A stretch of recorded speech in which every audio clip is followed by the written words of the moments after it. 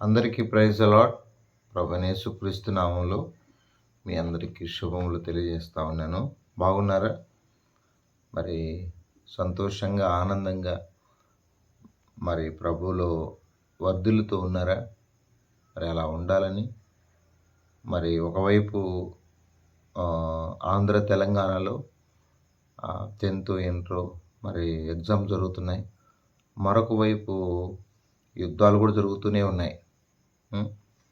మరొక వైపు యుద్ధాలు ఇరాన్, అమెరికా, ఇజ్రాయెల్, మరి గల్ఫ్ దేశాల మీద, అట్లు ఉక్రెయిన్, అట్లా చాలా యుద్ధాలే జరుగుతున్నాయని మనం అర్థం చేసుకోవాలి. ఆయన రాకడలో యుద్ధ సమాచారం ఎక్కువగా వింటాం కాబట్టి చాలా జాగ్రత్తగా ఉందాం. ఆయన రాకడకు సిద్ధపడదాం. ఈ వాక్యం వింటున్న ప్రియ బిడ్డలారా, దేవుని రాకడకు మనందరం కూడా సిద్ధపడదాం. చాలా జాగ్రత్తగా ప్రభు రాకడ కొరకు సిద్ధపడదాం. రండి, నిర్గమాకాండము 3వ అధ్యాయము. నిర్గమాకాండం 3వ అధ్యాయం. ఈ మాటల్లో ఉన్న పరమార్థాన్ని గ్రహిద్దాం. నిర్గమాకాండం 3వ అధ్యాయము. ఎందుకంటే దేవుడు తన చిత్తాన్ని మనకు తెలియపరుస్తాడు. కొన్నిసార్లు అవి మనకు అర్థం కావు. దేవుని చిత్తానికి మనం లోబడితే తప్ప మనకు కొన్ని అర్థం కావన్నమాట. రండి, 3వ అధ్యాయం 12వ వచనం. నిశ్చయముగా నేను నీకు తోడై ఉందును. మోషే గారితో దేవుడు చెప్తున్న స్పష్టమైన మాట ఏంటంటే, నిశ్చయముగా నేను నీకు తోడై ఉందును. అంటే ఐగుప్తు అయినటువంటి ఫరో దగ్గరికి, ఐగుప్తు రాజైన ఫరో దగ్గరికి దేవుడు మోషేను పంపించబోతున్నాడు. మరి నువ్వు భయపడద్దు మోషే, నేను నీకు తోడై ఉంటాను.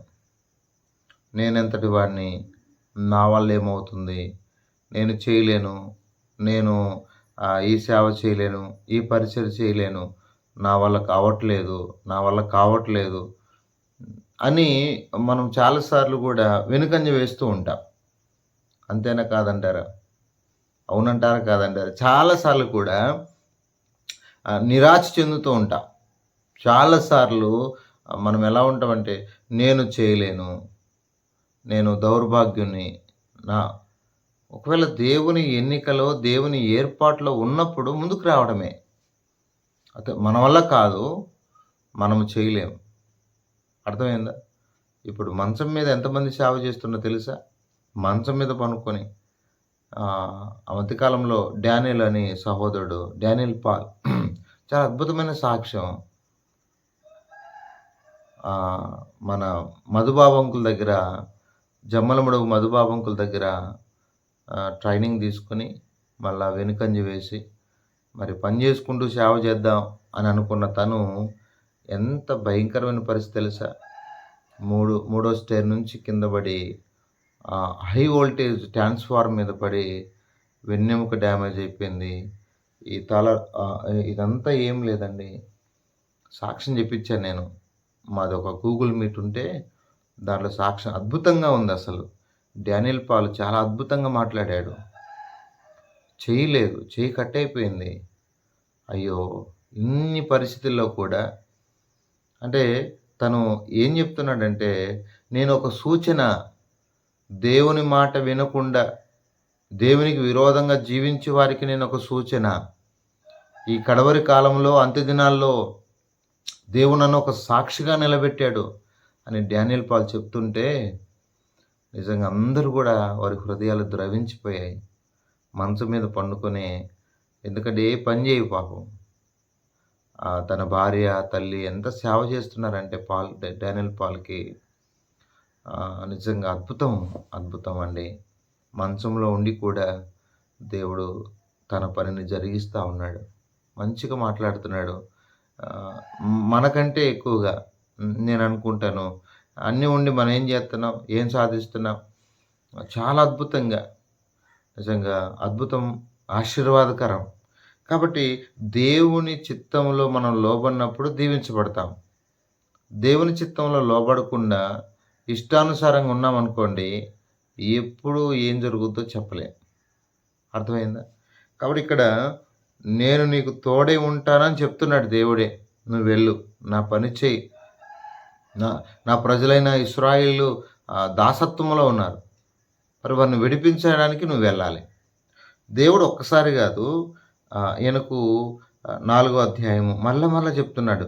4 అధ్యాయము 12వ వచనం గూడా నేను చదువుతా. కాబట్టి వెళ్ళుము, నేను నీ నోటికి తోడై ఉండి, నువ్వేం పలకవలసింది నేను నీకు చెప్తాను. బాగా మాట్లాడుతున్నాడు. అద్భుతంగా మాట్లాడుతున్నాడు. నేను నీ నోటికి తోడై ఉంటాను. నిర్గమకాండం 18వ అధ్యాయం 19వ వచనంలో నేను నీకు ముందు అంటే ఆయన దూతను తోడుగా ఉంచుతున్నాడు. 18వ అధ్యాయం 19వ వచనంలో నేను చదువుతున్నాను వినండి. కాబట్టి నా మాట వినుము, నేను ఒక ఆలోచన చెప్పేదను. దేవుడు నీకు తోడై ఉండును. దేవుడు నీకు కాబట్టి దేవుడు తోడై ఉన్నాడన్న విషయము మనకు బాగా అర్థమవుతా ఉంది ప్రియ దేవుని బిడ్డలారా. దేవుడు తోడై ఉండేవాడు. అవును. దేవుని కార్యాలు అవెంతో అద్భుతమైనవి, ఆశ్చర్యకరమైనవి. దేవుడు మన పట్ల నా ప్రియమైన దేవుని బిడ్డలారా, దేవుడు తోడై ఉంటాడన్న విషయము మనకు ఇట్లాగే అర్థమవుతూ ఉంటుంది. అర్థమవుతుందా? అవునండి. మన పితరులకు కూడా దేవుడు తోడై ఉండటం వల్ల కలిగిన కొన్ని ప్రయోజనాలు చెప్తాను. చూడండి, ఆదికాండము 21వ అధ్యాయం 20వ వచనంలో ఇష్మాయేలుకు దేవుడు తోడై ఉన్నాడు. ఇష్మాయేలుకు దేవుడు తోడై ఉంటూ వచ్చాడు. అద్భుతం ఏంటంటే, ఆశ్చర్యం ఏంటంటే దేవుని బిడ్డలారా, ఒక విధంగా చెప్పాలంటే దేవుడు తను బతికిస్తూ వచ్చాడు. ఆ చిన్నవానికి తోడై ఉండి, దేవుడు ఆ చిన్నవానికి తోడై ఉంటూ వచ్చాడు. అంత మాత్రమే కాదు, ఇలా ఆదికాండం 26వ అధ్యాయం 3వ వచనంలో ఇక్కడ కూడా ఒక వ్యక్తికి తోడై ఉన్నట్టు మనం చూస్తాం. ఆదికాండము 26వ అధ్యాయము 3వ వచనం చదువుతున్నాను. ఇస్సాకు 26:3 ఈ దేశమందు పరవాసమయ్యుండుము, నేను నీకు తోడి నిన్ను ఆశీర్వదించు. దేవుడు తోడై ఉంటే ఆశీర్వాదం. దేవుడు తోడై ఉంటే ఆశీర్వాదం కలుగుతుందన్నమాట. అర్థమవుతుందా? దేవుడు తోడై ఉంటే మంచి ఆశీర్వాదం. ఇలా చెప్పుకుంటూ వెళ్తే దేవుని బిడ్డలారా, దేవుడు తోడై ఉండు ద్వారా, దేవుడు తోడై ఉండు ద్వారా ఆదికాండం 32వ అధ్యాయము 12వ వచనాన్ని చదువుతున్నాను. 32వ అధ్యాయము దేవుడు చూడండి, దేవుడు నిజంగా మన జీవితాల్లో ఆదికాండం 28వ అధ్యాయం చదువుదాం. 28వ అధ్యాయము 20వ వచనం చదువుతున్నాను. 28, 20 దేవుడు ఎంత మంచిగా మాట్లాడుతున్నాడో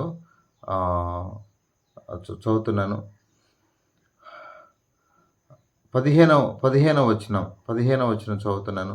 ఇదిగో నేను నీకు తోడే ఉండి నీవు వెళ్ళు ప్రతి స్థలముందు నిన్ను కాపాడుచు. దేవుడు తోడే ఉండడం ద్వారా ఆయన కాపుదల ఉంటుందన్నమాట.